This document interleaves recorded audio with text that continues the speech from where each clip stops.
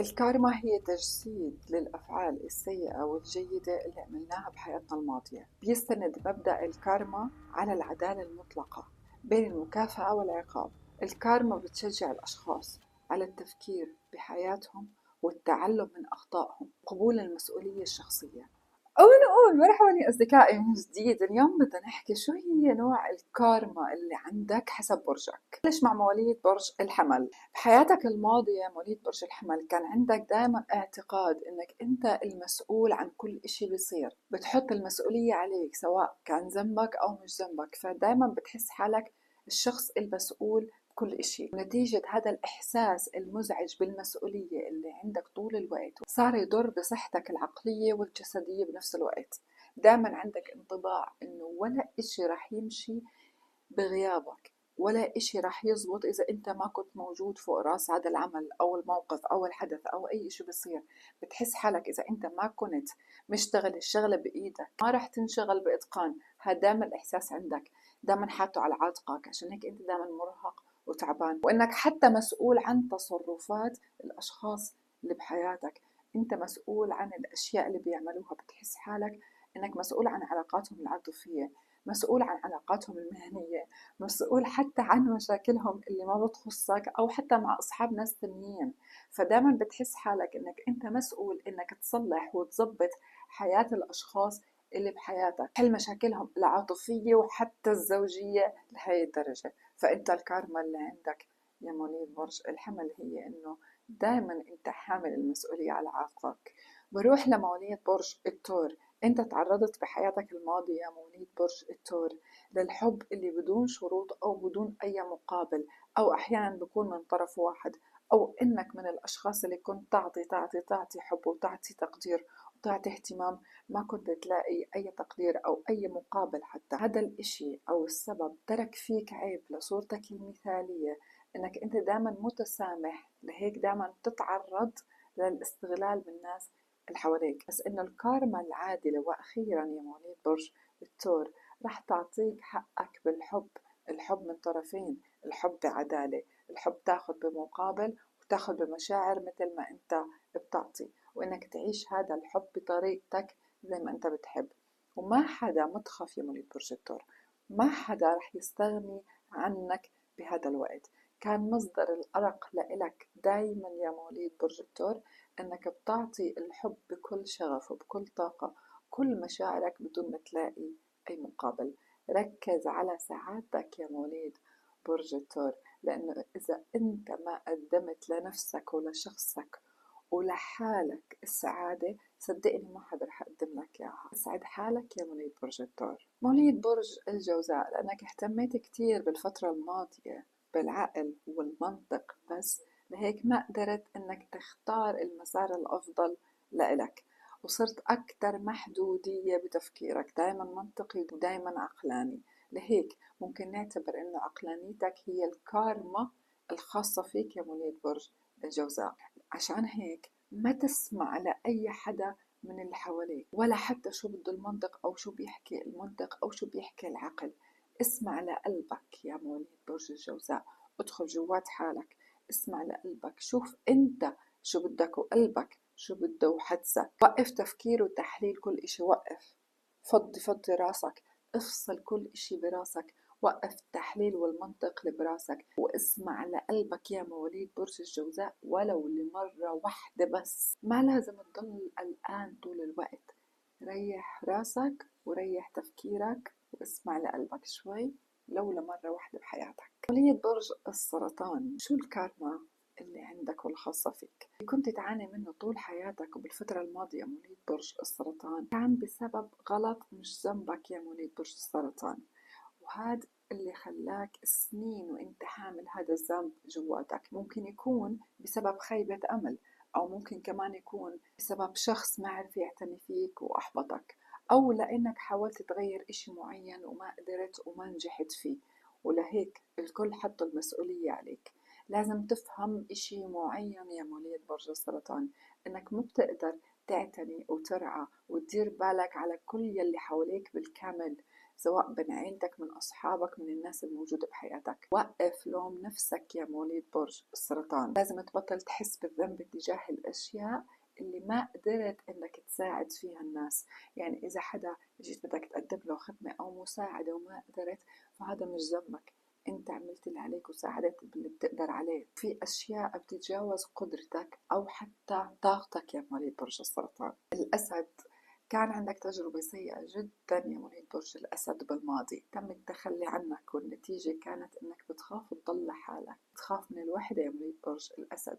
ممكن تكون شخصية الأب كانت غائبة عن تربايتك وكان غائب عن البيت، وإنك ببساطة لقيت حالك طفل أصلا وحيد طول الوقت. بغض النظر عن كل يلي صار، تتصالح مع هاي الحقيقة أو هذا الواقع.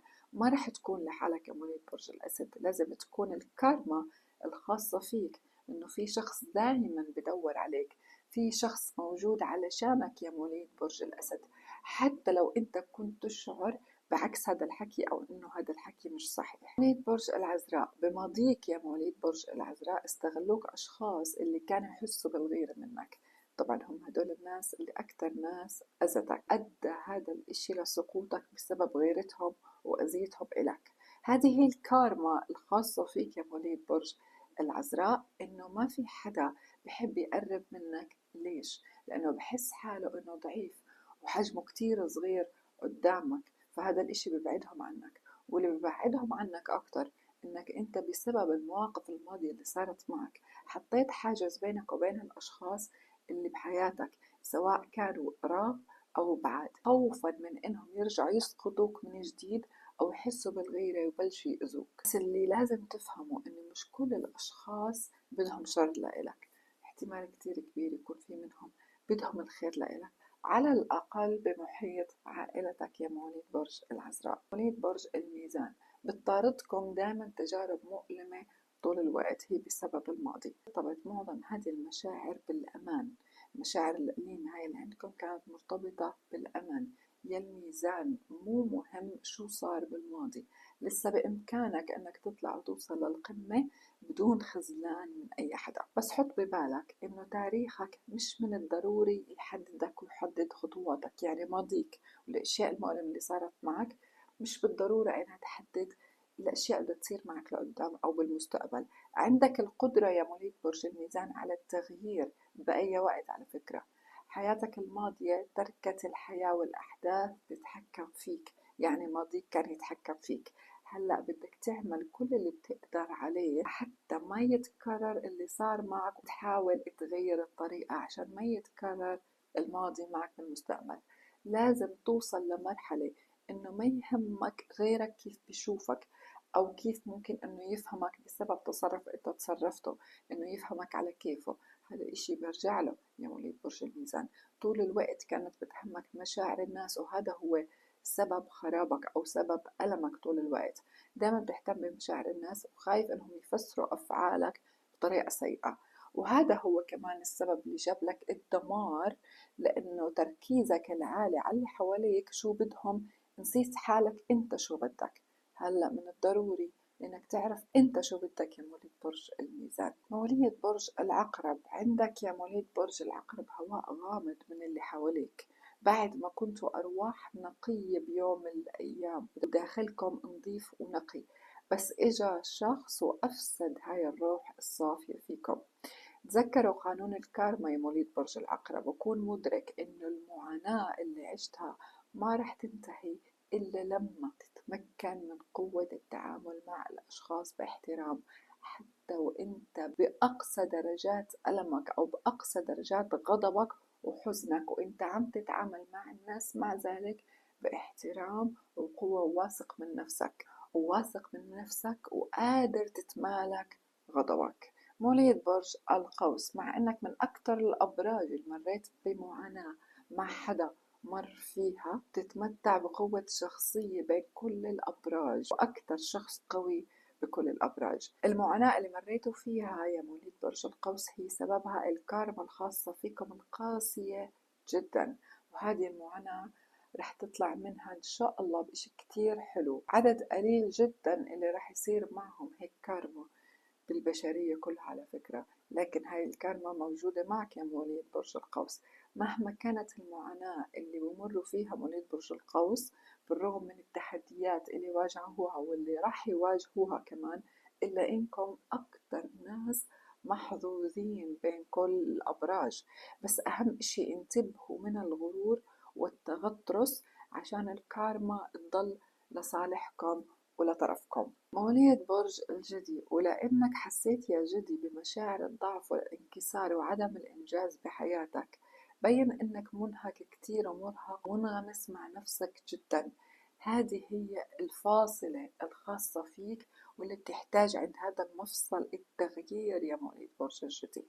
تغير سلوكك، أسلوب حياتك، الأشياء والتحولات اللي رح تصير بحياتك. إذا الأشخاص اللي بحياتك ما بيضيفوا لك إشي منيح أو ما بيضيفوا لك إشي مهم لحياتك، أنا بقول إنك تبعد عنهم وتقلل منهم، تحديدا إذا ما كانوا بمستوى الذكاء اللي عندك أو مستوى الإنجازات اللي عندك. مواليد برج الدلو، كنت شخص خجول ومتحفظ جدا بماضيك، ما كنت قادر تشارك أو تجرب وتعيش اللحظة أو كل الأفراح اللي بتقدم لك إياها الحياة. دايما عندك ميول نحو الاكتئاب أو الخوف من المجهول يا مواليد برج الدلو، أو ما بتحترم ذاتك أحيانا، أو ما عندك ثقة فيها للأسف، وما عندك ثقة بإنجازاتك قدر الكافي، مع أنه عندك إنجازات كتير كبيرة إنك تكون فخور فيها. بس مع التغييرات اللي رح تصير بالسنة الجديدة يا مواليد برج الدلو، هذه الفرصة المهمة جدا لحتى تغير من حالك، لتحقق استفادة من إنك تنتصر على رهابك وتتطور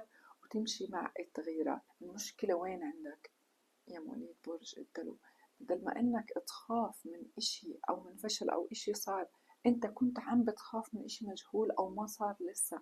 انت كنت بتحضر حالك للخوف لاشياء لسه ما صارت، افتراضيات فقط موجودة براسك. مواليد برج الحوت، شخص كنت اهتم فيه كتير بالماضي يا مواليد برج الحوت، شخص كان يهتم فيك بالماضي كتير يا مواليد برج الحوت. للأسف انت اللي خذلته وبشدة. انت قعدت فترة تهتم فيه برضه كتير وأعطيته هذا الإحساس وهاي المشاعر، بعدين خذلته وانفصلت عنه، وبسبب هذا الشخص رح تجيك فرص عديدة لتتعلم انك ما تكرر اللي صار معك بالماضي، او انك تدخل بعلاقة وانت مش متأكد من مشاعرك نحو هاي العلاقة وتعلق الطرف الثاني فيك.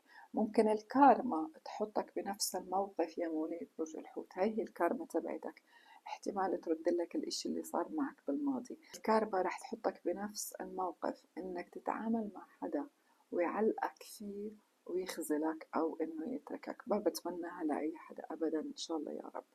أو تقدم لك الكارما الرد بشكل تاني، مش شرط يكون عاطفي هذا الإشي، احتمال تقدم لشغل أو وظيفة أحلامك أو إشي أنت بدك إياه ويرفضوك، وتكون أنت على أمل إنه أنت لا، أنا كتير شاطر وعندي مؤهل وعندي خبرة فأكيد رح يوافقوا علي. لكن الكارما هون وقتها تدخلت ولازم تسد الدين اللي عليك للكارما، ممكن يرفضوك لهذا السبب. في ناس كتير رح تلتقي فيهم رح تحطهم الكارما بطريقك بسبب الماضي أو بسبب اللي سويته زمان، رح تعطيك ناس جديدة، وأوعك تكرر اللي صار معك بالماضي. حاول تتأكد من مشاعرك يا مواليد برج الحوت قبل ما تدخل على أي علاقة جديدة. هيك نكون خلصنا حلقة الأبراج عن الكارما اليوم، بتمنى تكون عجبتكم يا أصدقائي. ما تنسوا تحطوا لايك وكومنت وتشاركوني رأيكم بالكارما، وإذا هي صحيحة وتنطبق عليكم ولا لا. للقاء يا أصدقاء.